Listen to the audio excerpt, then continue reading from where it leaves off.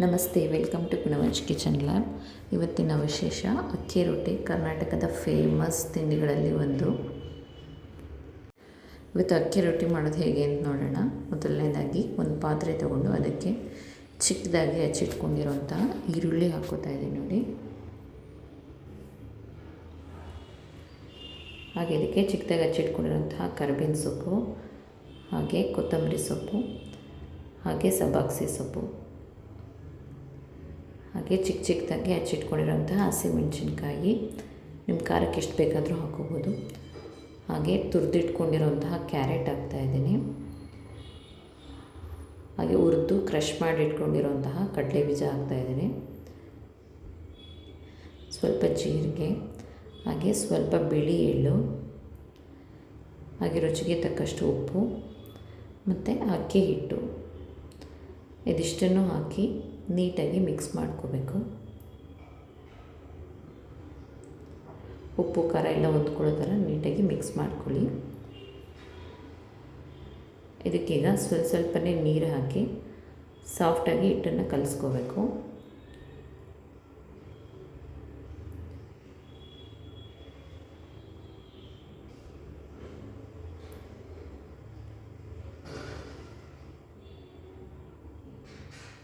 ನೋಡಿ, ಇಷ್ಟು ಸಾಫ್ಟಾಗಿ ಕಲಿಸ್ಕೊಂಡ್ರೆ ಸಾಕು. ತುಂಬ ಗಟ್ಟಿನೂ ಬೇಡ, ತುಂಬ ಸಾಫ್ಟಾಗೂ ಬೇಡ, ಇಷ್ಟು ಹದ ಇದ್ದರೆ ಸಾಕು. ನೋಡಿ, ಇದಕ್ಕೆ ಮೇಲೆ ಸ್ವಲ್ಪ ಎಣ್ಣೆ ಹಾಕಿ ಸವರಿಟ್ಕೋತಾ ಇದ್ದೀನಿ. ಈಗ ರೊಟ್ಟಿ ಮಾಡೋದಕ್ಕೆ ಸ್ಟಾರ್ಟ್ ಮಾಡೋಣ.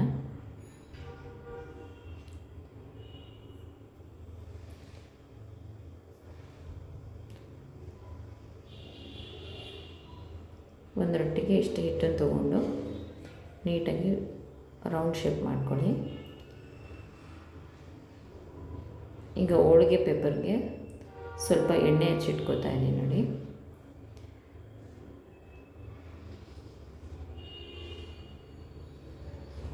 ಸ್ವಲ್ಪ ಎಣ್ಣೆ ಹಾಕಿ ನೀಟಾಗಿ ಎಲ್ಲ ಕಡೆ ಸ್ಪ್ರೆಡ್ ಮಾಡ್ಕೊಳ್ಳಿ. ಈಗ ಮಾಡೋದ್ರಿಂದ ಅಂಟ್ಕೊಳ್ಳೋಲ್ಲ, ನೀಟಾಗಿ ಬರುತ್ತೆ. ಈಗ ಕಲಸಿಟ್ಟಿರೋಂಥ ಹಿಟ್ಟನ್ನು ತೊಗೊಂಡು ನೀಟಾಗಿ ಕೈಯಲ್ಲಿ ತಟ್ಕೋಬೇಕು.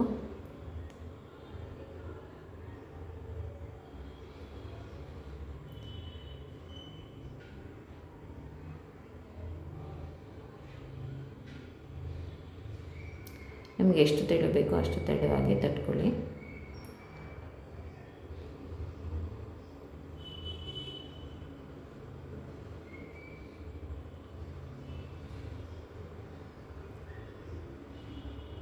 ನೋಡಿ, ಈಗ ಇದು ತಟ್ಟಿದ್ದಾಗಿದೆ.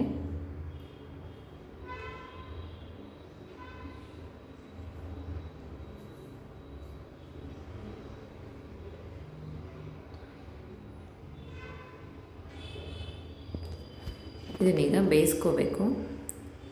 ಹಂಚು ಚೆನ್ನಾಗಿ ಕಾದಿದೆ ನೋಡಿ. ಇದು ಹೆಂಚಿಗೆ ಸ್ವಲ್ಪ ಎಣ್ಣೆ ಹಾಕ್ಕೊಂಡು ಈಗ ತಟ್ಟಿರುವಂತಹ ರೊಟ್ಟಿನ ಹಂಚಿನ ಮೇಲೆ ಹಾಕ್ಕೋಬೇಕು.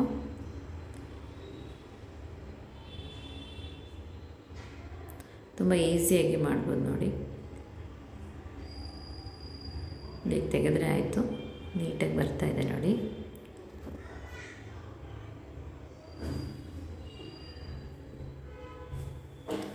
ಮೇಲಿಂದ ಸ್ವಲ್ಪ ಎಣ್ಣೆ ಹಾಕಿ ಎರಡೂ ಕಡೆ ನೀಟಾಗಿ ಬೇಯಿಸ್ಕೋಬೇಕು.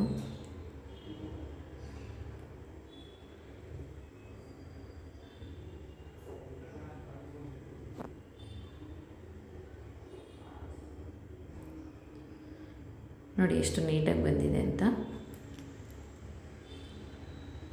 ಇದ್ರ ಜೊತೆ ಕಾಯಿ ಚಟ್ನಿ ಅಥವಾ ಟೊಮೊಟೊ ಚಟ್ನಿ ಯಾವುದಾದ್ರೂ ತಿನ್ಬೋದು, ತುಂಬ ಟೇಸ್ಟಿಯಾಗಿರುತ್ತೆ.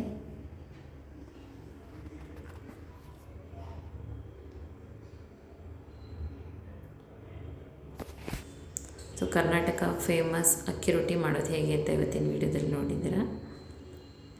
ಈ ವಿಡಿಯೋ ಇಷ್ಟ ಆಯಿತು ಅನ್ಕೋತೀನಿ. ಹಾಗಾದರೆ ದಯವಿಟ್ಟು ನನ್ನ ಚಾನಲ್ನ ಲೈಕ್ ಮಾಡಿ, ಶೇರ್ ಮಾಡಿ, ಸಬ್ಸ್ಕ್ರೈಬ್ ಮಾಡಿ, ಹೀಗೆ ಸಪೋರ್ಟ್ ಮಾಡಿ.